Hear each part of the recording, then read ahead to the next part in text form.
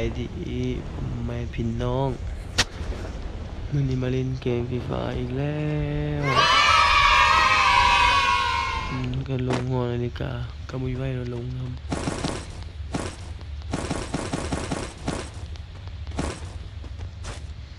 เน็ตชายก็โอ้ยมันก็ยังบ่ชายแล้วมันได้บ่นี่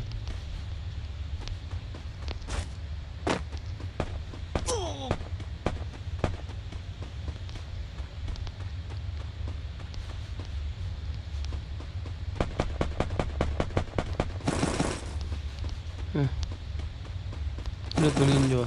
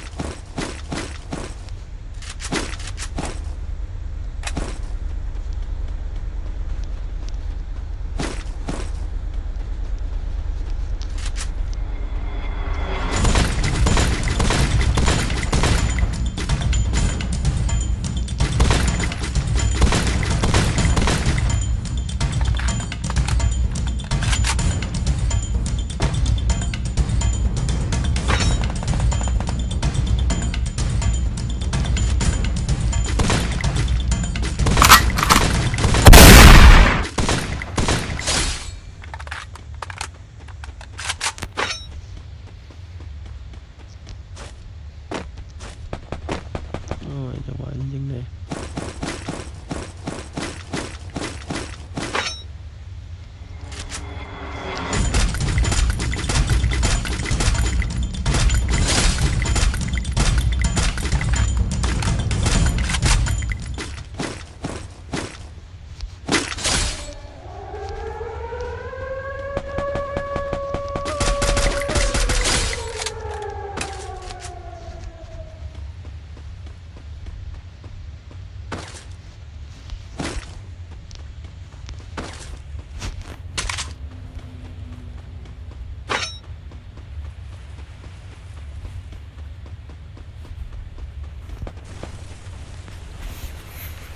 ไหนก็ซา6 คนอ่ะโอ้ยใส่ฮะโหดวะ หูดวะหูดวะหูดวะหูดแล้ววะเนี่ย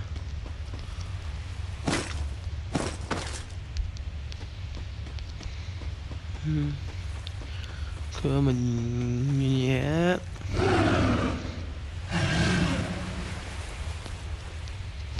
อัพเกาะจังหวะนี้ฟาร์มเครื่องต่อมีคนแล้วคนตายมั้งเนี่ยวิ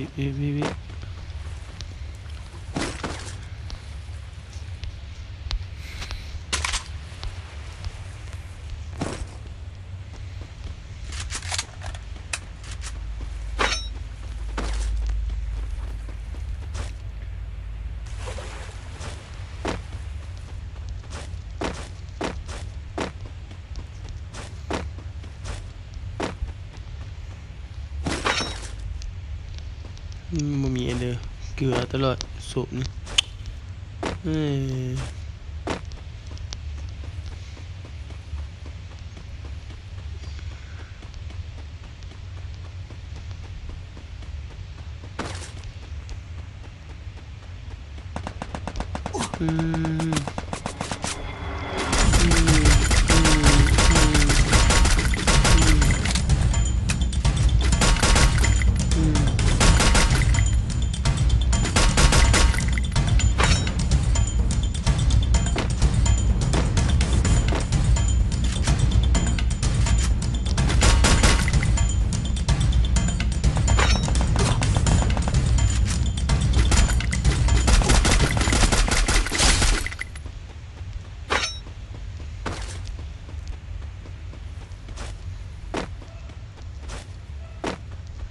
ง่ายครับ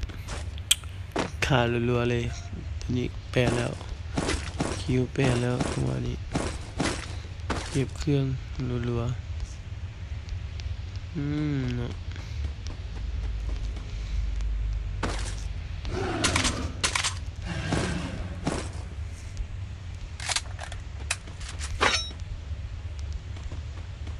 ไปมองอื่น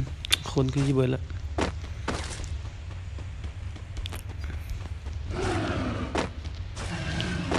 เนาะคนนี้นี่คิวแปดละไปขับรถโชว์คุณต่อ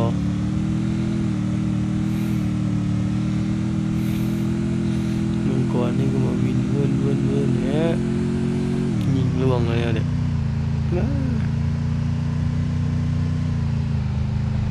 เปลี่ยนรถ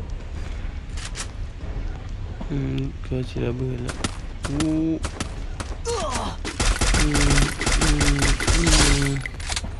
แอบยิง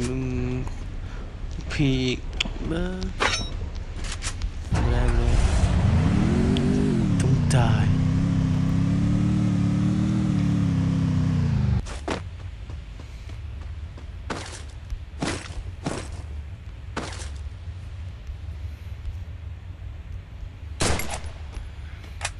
ไปต่อ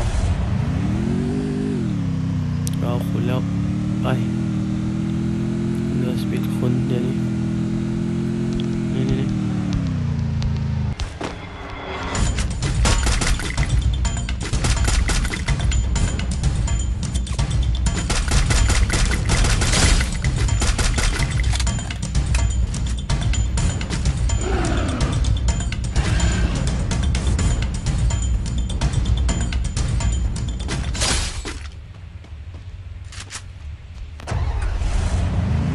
นับซ้ำไม่ใช่ถ้ามาซอยจะมูกันมาซอยมาไว้วันนี้ลงแม่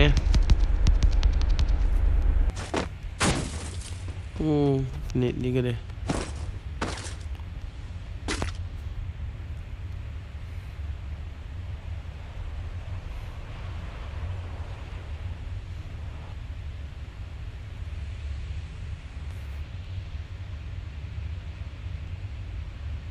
เน็ตเอ้ยนี่เนาะก็มาซ้ายวะ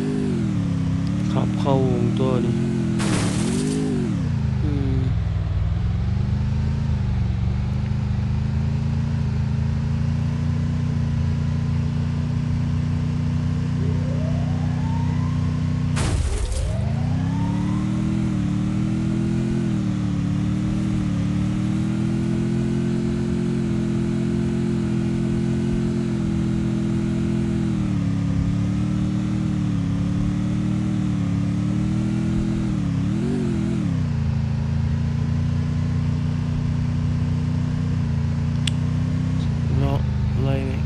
ดอกคน2 คน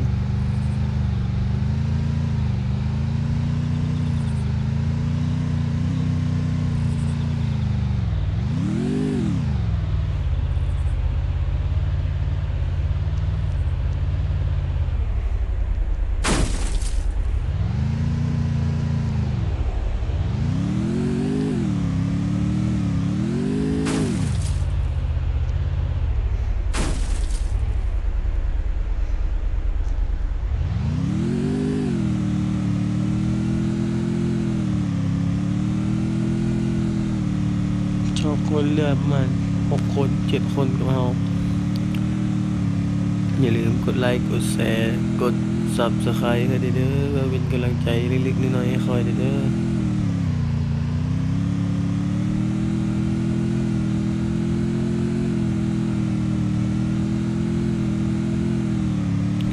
จังหวะนี้บ่พูดพร่ำทำเพลงใส่รัวๆเน็ตซ่าอีกแล้ว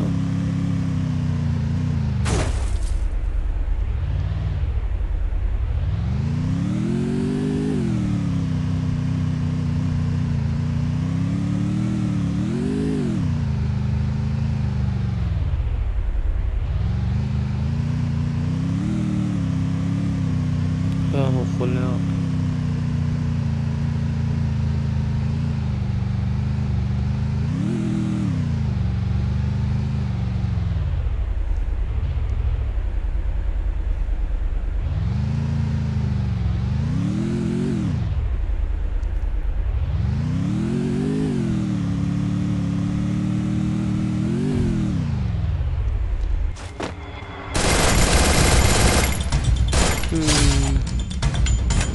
หมอบจนแล้ววะ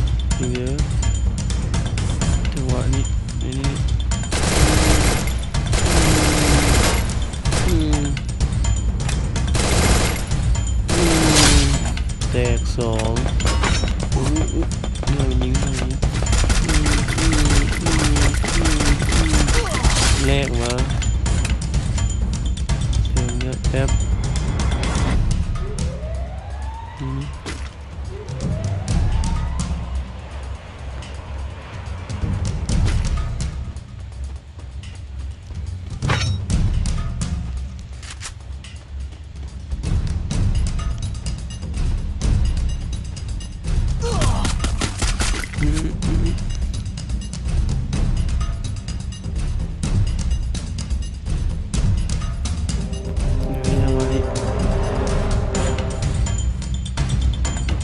มีไอวอลซื้อสินค้าแล้ว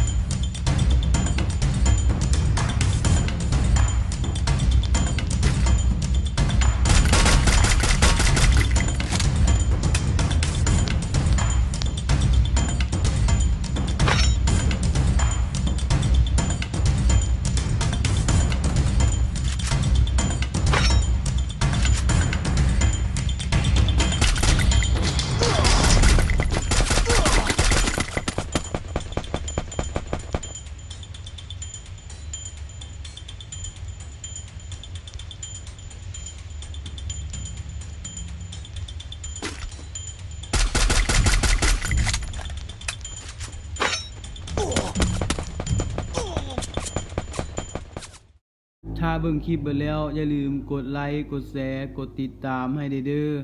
และอย่าลืมกดกระดิ่งเพื่อไม่พลาดคลิปใหม่ๆเด้อกดเลย